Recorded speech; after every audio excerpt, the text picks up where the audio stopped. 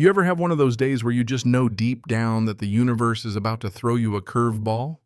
Yeah, well, pull up a chair because I've got a few for you. And trust me, you're going to want to stick around for the punchlines. Let me take you back 5 years, college days, when all I wanted was a little cash, a little peace, and not too much trouble. I landed this gig office sitting at a corporate building sounds fancy, but honestly, it was just me, a set of keys, and a bunch of systems to check every hour. Most of my job was waiting around sipping bad coffee and sneaking in shows on my laptop while pretending to be productive. The pay was good, holidays were double, and nobody bothered me. If you ever wondered what the American dream looks like for a broke student, that was it.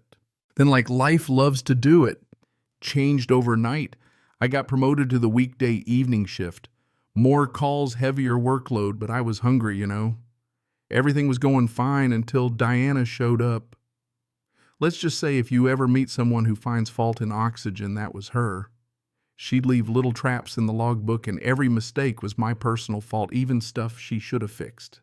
It was like a twisted scavenger hunt with my job on the line. One day she loses her mind because I dared to follow up on a system jam. She already handled her words. Next thing I know, my supervisor sides with her, telling me to highlight everything in the log like we're in grade school. I learned to tiptoe log every breath I took, anything to avoid crossing Diana during our 5-minute shift overlaps. Trust me, 5 minutes never felt so long. But summer rolls around, and after a vacation, my supervisor calls me in, stares me down, and says, "You've been doing the language updates all wrong. We're letting you go," just like that. They're evidence. Some nonsense about file dates switching English and French codes, even though the updates were fine. I live in an at-will state, so what can you do? I took the hit, started sending out resumes, feeling like the world just handed me a raw deal. But fate, as it turns out, had other plans. I started reading up on employment law, call it desperation, call it insomnia, whatever. That's when I discovered our handbook had a job security clause. They couldn't just lay people off. They had to retrain and transfer. And then I find out, buried in state case law, that this clause actually overrules at-will employment.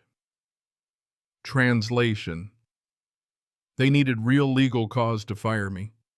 They didn't have it.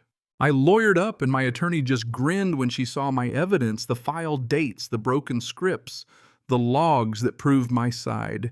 We caught them so off guard they barely put up a fight. Settlement check, rewrite of the handbook, a little bit of sweet, sweet vindication, and Diana Karma showed up. Eventually, the whole office went under a year later. Only a handful of folks kept their jobs.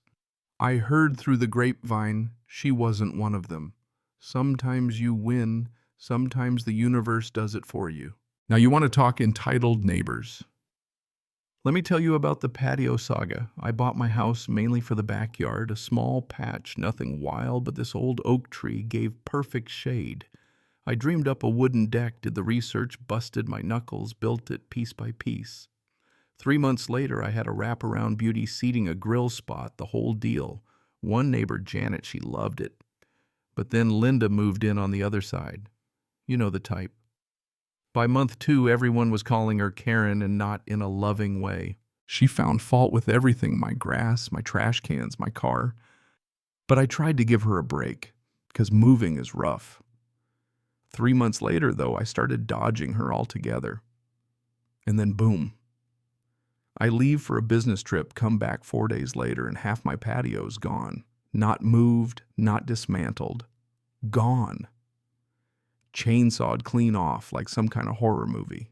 I call the cops, because what else do you do? The officer walks out, takes one look, sighs. Neighbor dispute. Before I can even blink, Karen or Linda comes marching over, chest out, and declares, "That's right. I removed what was on my property." The officer's face said it all. "Good luck, buddy. Civil matter." I ask her, "Why not just talk to me?" She says, "I left 3 notes. I checked the security cam. Sure enough, she left notes on my door at midnight while I was out of state." Real neighborly. So I pay for a survey. Turns out my patio was entirely on my property. The line wasn't even close. I show her the survey, and she says, "My realtor told me the line was here." I told her, "Your realtor isn't a surveyor." She didn't care. But at that point, neither did I. I called a lawyer, documented everything, damage receipts, even my bruised pride, and took her to court for $12,000.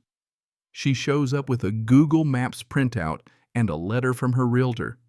The judge nearly laughed. "Miss Linda, do you know what a professional survey is?" She didn't get it. The judge did. Ruled in my favor, full amount. She was furious, but hey, the law's the law. She paid eventually. I rebuilt my patio this time with a nice little fence. For the next 6 months, she called the city on me for every leaf and twig, but nothing stuck. Then one day a for sale sign popped up in her yard.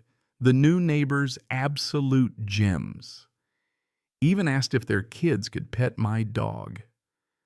What a concept, actually talking to your neighbors instead of swinging a chainsaw. And rumor has it Karen moved to a condo with a strict HOA. Poetic justice, if I've ever heard it. Want another one? All right, let's talk about McDonald's. Back in the day, I worked the grill with a crew of high schoolers. Summer, the place was packed. Break time was a problem, people eating with friends, productivity plummeting, managers freaking out. So the boss locks us in the break room for our 30 minutes. No exceptions. When school started again, we got short-staffed. They changed the rule you could jump in during a rush. Then the district manager shows up, hates that idea, and locks it back down, threatening to fire anyone who clocks in early. Fast forward to the busiest day of the year. I'm on break when some lunatic orders 47 double quarter pounders and someone else drives through for 75 20-piece nuggets. The kitchen's in chaos. My managers burst in, telling me to clock back in and help. I just smiled and said, "I'd love to, but you made the rules." They freaked, threatened to fire me, but I stuck to my guns. The aftermath. Thousands in wasted food, hundreds in gift cards, and those same managers got transferred out. I walked away with free meals for months, legendary status, if you ask me. Sometimes following the rules is the best kind of payback. Now, last one for tonight. Ever have someone steal your cans out of your truck and then watch them lug the bag down the street like it was their grandma's inheritance? Yeah, that happened. I caught her red-handed, and she only gave the bag back after I mentioned the restaurant's cameras. Later, a friend's girlfriend told me I was heartless, that maybe the woman was homeless. It blew up into a bar fight, a breakup, and a group hangover complete with a slice of cheese on my face as a prank. Life is messy, man. People will try you at work, at home, even at the McDonald's drive-thru, but you learn. Document everything. Know your boundaries literally and figuratively, and don't be afraid to stand your ground even if it means you get cheese slapped by karma or your best friend. So tell me, what would you do? Let your neighbor chainsaw your patio or fight back? Ever stuck to the rules and watched everything fall apart in your favor? Drop your stories and your thoughts down below. I want to hear how you define justice. And hey, if you've ever had a neighbor like Karen or a boss like Diana, share it. We're all in this circus together. Don't forget to comment your wildest experience. And if you've ever had your own cheese slap moment, let's hear it.